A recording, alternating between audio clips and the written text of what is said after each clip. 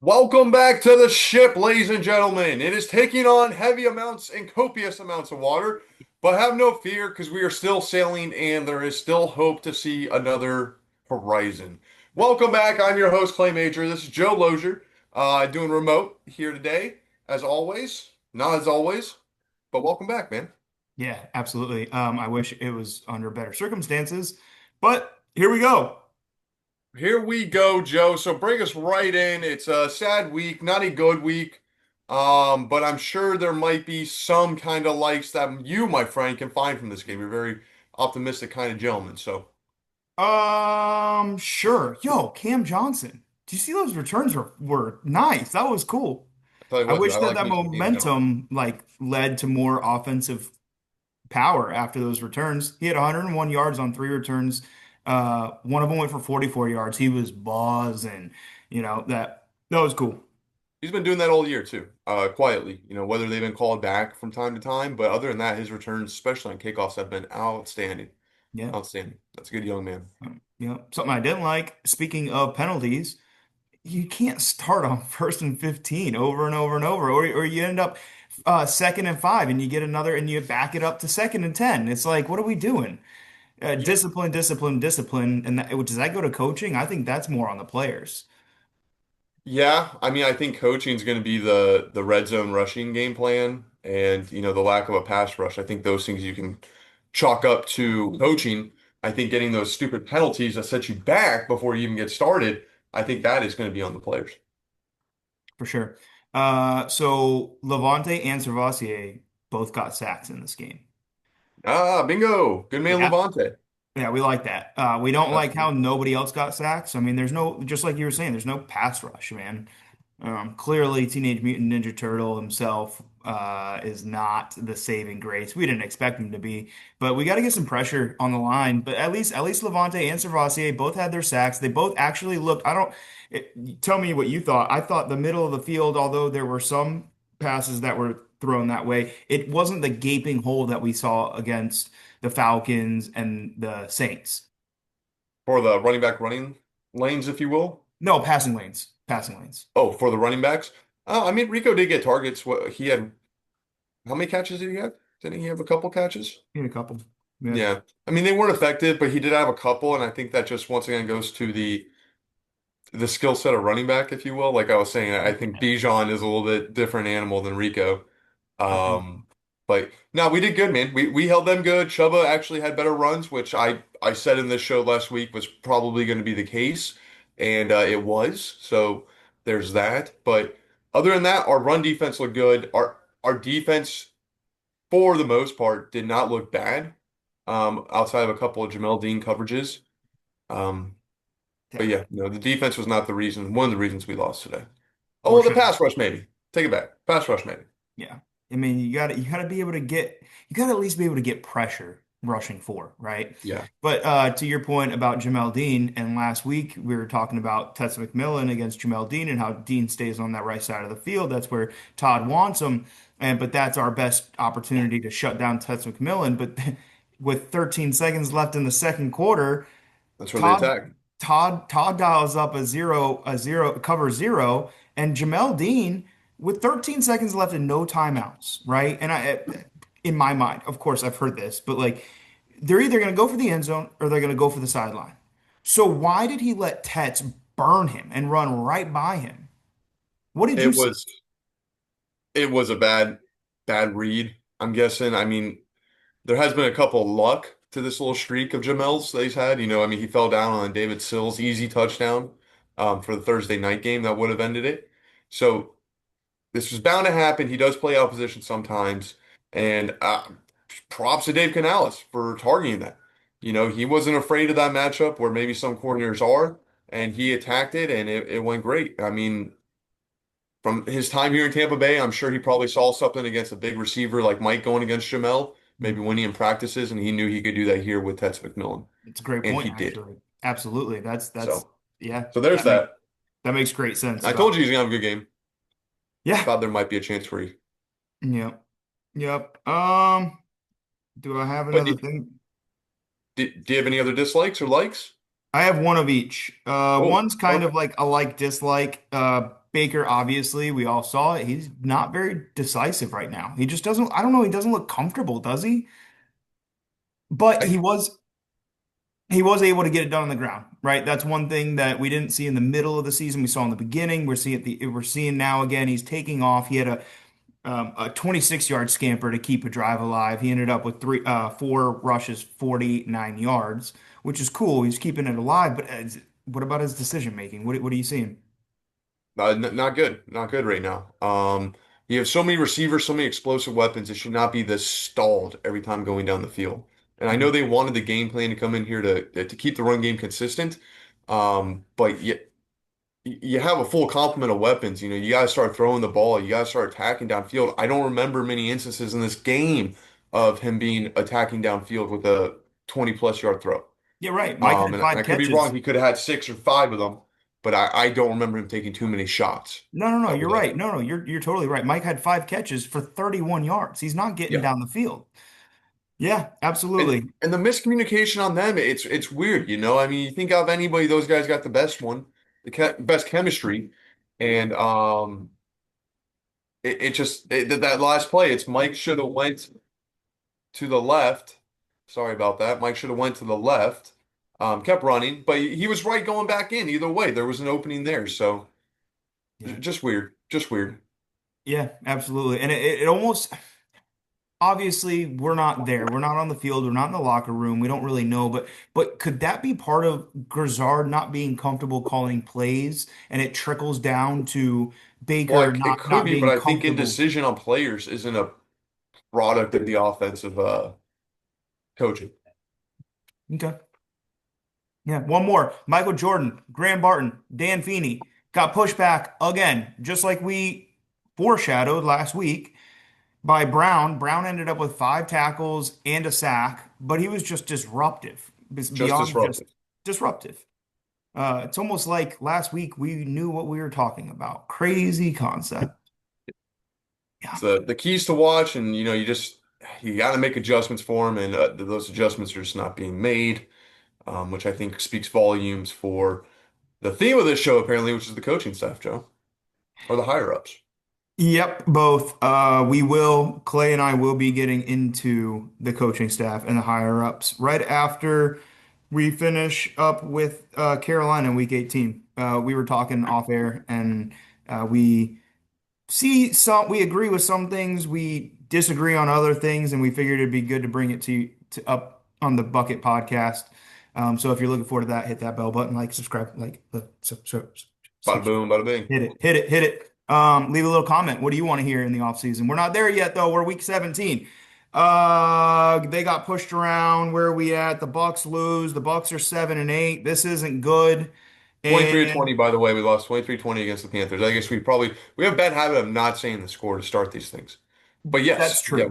we did lose But if 23-20. you're watching this on a Saturday, you know that the Bucks lost in Yeah. week 16. That Six. stunk. That stunk. Yep. But we have the lowly Miami Dolphins Lowly 6-9. at the Nice. Hard Rock Stadium. Is it still the Hard Rock Stadium? In Miami, Florida, Miami Yeah. Gardens, Florida. And Tua's not playing. Quinn Two is Ewers, not two is seventh not playing. round draft pick. Quinn Ewers. Who didn't look terrible last week, but is definitely not the answer down in Miami. They'll also be out Minka Fitzpatrick and their kicker, Jason Sanders, Joe. Is Yes. that a game changer? I don't think Jason Sanders. I Kickers are people too. Joe, things we like. Chase McLaughlin, perfect again. You go, Chase. Good job, buddy.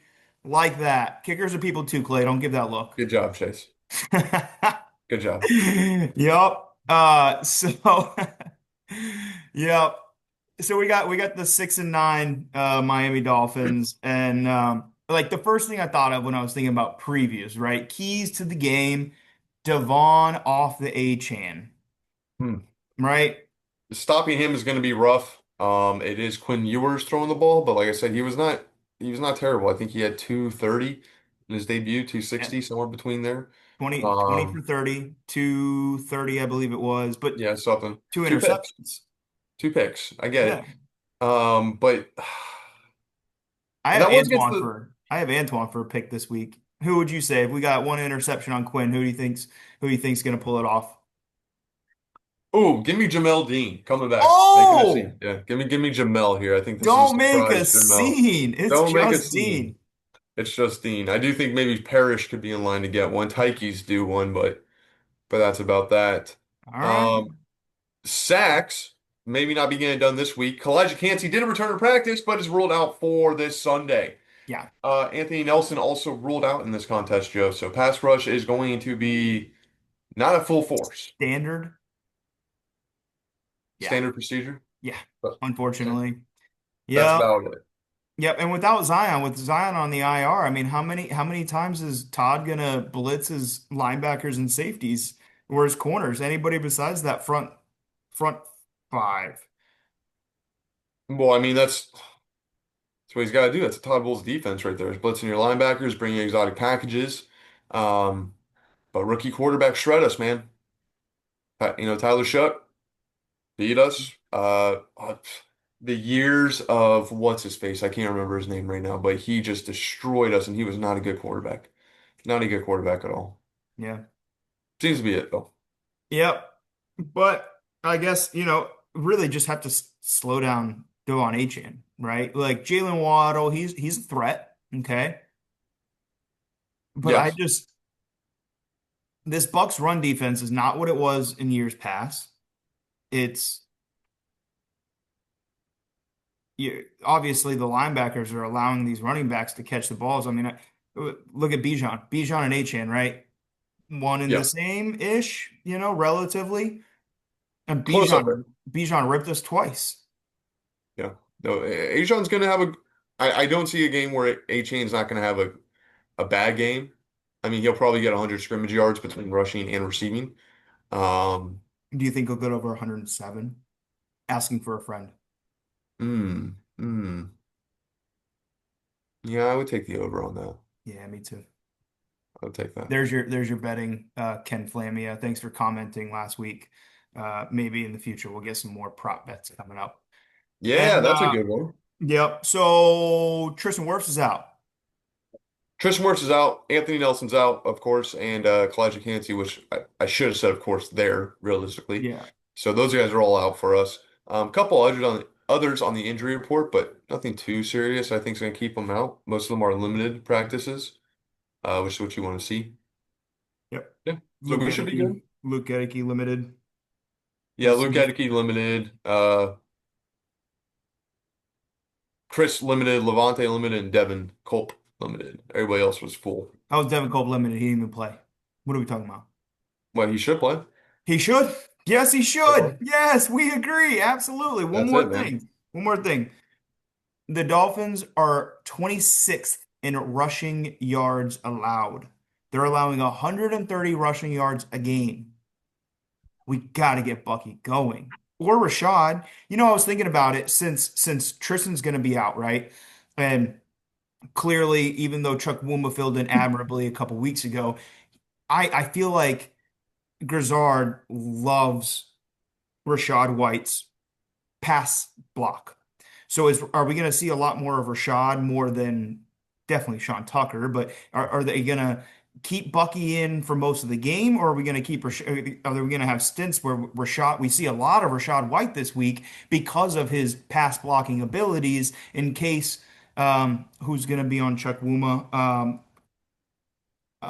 What's his name? Chubb, Excuse? Bradley Chubb. No, no. It's a similar name. Not Sauce. Blah, blah, blah. Chop Robinson. Chop Robinson, yeah. Chop Robinson, obviously, I assuming is going to be on Chuck Wuma, and so is Rashad White going to be pass protecting more. And if we do see that, do we see more Rashad White carries? Because when he's been running the ball out of the shotgun, he looks pretty good. Yeah, he's averaging a healthy yards per carry above four, I believe. And Bucky's only averaging 3.5 yards a carry this season, and something's got to give. Dolphins are giving up 130 a game. If we keep it on the ground, Yeah, but we're going to need a run game to win this, man. I mean, like I said last week, they kind of game planned for the run game last week, and it didn't go the way they had planned. But it's a good game plan to have going against the Dolphins because they're bad run defense, like you said. Um, but I mean, we're turning the ball over. We're not moving the ball in the air, so you need the run defense to get established there first off, and then maybe the pass game will take off after that. But these are two teams that give up a lot of points, so this should be a high scoring affair here. Um, there's no reason to not have 130 yards rushing against the Dolphins this week. Is there any reason we should lose? Because we just got swept by our divisional foes. They booked their holidays early, that'd be a reason. But no, on paper, no way, dude. You're going against a coach, Mike McDaniel, who saved his job by sacrificing his quarterback like some lamb at the artificial altar, if you will. Yes. Um, but which is, I mean, I don't necessarily disagree with that move because I think Mike McDaniels is a fantastic offensive-minded coach. Um, But no, I mean, on paper, we're good. There's too many injuries for the Dolphins. Minka Fitzpatrick's out on their side. This should be an opportunity to win, to right the ship, if you will. I do think it's going to be a high scoring game. I don't think it's going to be a low scoring game. I would take the over of 44.5 as well there. So go ahead, bet on that. Make that a 2 point parlay. And but yeah, I mean, the keys to the game, just stay in it to win it. There's two games left. We control our destiny and we can do it especially against a weak Absolutely. I Dolphins. just saw you just got that Mike Evans creamsicle, dude. That looks dope. Yeah, Yeah, with the let's 50th patch. go. Yes, sir. That is It, sick. it was a good Nice. Christmas, boys. It was a good Christmas. Oh yeah, very cool. Absolutely, man. Nice, dude. I got the Bucks winning 23-20. Not covering the over. I don't trust either Oh, offense. 23 to 20 would be the over. It's 44.5. Yeah, so that'd be the under. Oh, that'd be 43. Yeah, no, you're right. You have it right there. You got it right there. You're like Vegas. You got a prediction? Yeah. I think it's going to be 30-17 Bucks. 30-17, Tampa Bay Yeah, Buccaneers 30-17. Tampa Bay Buccaneers, yeah. by 13 points. By 13 points. Lock it in. Dude. Dolphins, small fins, Mike McDaniels, don't matter, man. Bucks win by 13. I love it. I love Put it. it in. Absolutely. What do you guys think? Hit that comment down low. Let us Yep. know. Let us know in the If, comment section. Love to hear sport predictions. See how we're wrong, what you guys think. yep. Give us your Um, wrong prediction too. If you Absolutely. predict correctly, we will shout you out next week. Yes, shout you out next week for the correct predictions, or if you're closer than our predictions, we will get to that. Yeah. But so far this year, we have not been too good at predicting Bucks games. We did predict one loss in that span, I think, maybe two losses, but the rest were not on us. Nope. We predicted wins against all three. What are we? Six of the last seven losses. That's not good. No, it's not great. Not good. Falling apart No. catastrophically. Not good. Not good. Hopefully we Yeah. can be re-put at the seams. And if we don't, then we're going to have a heck of a show talking about what went wrong and the downfall of the 2025 Buccaneers. But And I guess we're also going to be scoreboard watching Carolina against Seattle. We don't expect Carolina to beat Seattle, but we also expected to beat the Falcons and the Saints. So any given Sunday, you never know. If the Panthers lose to the Seahawks, technically, we don't have to win this game. Please, dear God, don't let that be the scenario. I understand, God, you're not only a Bucks fan, you're a fan of all 32 teams. I get it. But please keep all the Bucks healthy and safe. That I appreciate. Thank you, God. Uh, but absolutely. but technically, if Carolina loses to the Seahawks, we don't have to win this game as long as we beat the Panthers in week 18. I know I don't want to back into the playoffs like that either, right? It's Yeah. ugly. It shouldn't have come down to this. But here No, we it are. shouldn't. It should not have come down to it, Joe. It should not. And like I said, the end of the year show, whether we make the playoffs or not, um, that's going to have some truths to it, some hard truths that many Bucks fans don't want to hear. I mean, I'm not sure I want to hear it myself, but I think I've come to realize what the situation entails. The writing's on the wall. Yeah. That's it. Look forward to talking to you about that in a couple weeks. But before then, go Bucks, beat them little Dolphins. Go Bucs, you beat the Miami Dolphins down in the Hard Rock Stadium. Make sure to place those bonus bets on the Hard Rock betting of the day. That was good. That was Yeah, good. Joe, that's it. thank you for doing the show. We're sorry we're late this week. Christmas gets in the way, holidays and everything. I'm sure everybody can understand that. But here we are doing the weekly show. It'll be posted probably tonight. I'm not gonna have a fancy thumbnail until Monday, unfortunately, but we'll get one. We're gonna do something creative. Joe, is there any parting words for the Bucks fans before we kick them off this ship for the week? Fire the cannons. Go Bucks. We'll see you next week. Thanks for watching. Go Bucks. Thanks for watching, everybody. I have been your host, Clay Major, your captain, Clay Major. This has been your captain, Joe Lozier, and we are taking this ship with you. Water, no water, sinking, floating, it don't matter. We'll be here for you every week. As always, go Bucks. Love each other. Happy New Year if we don't see you.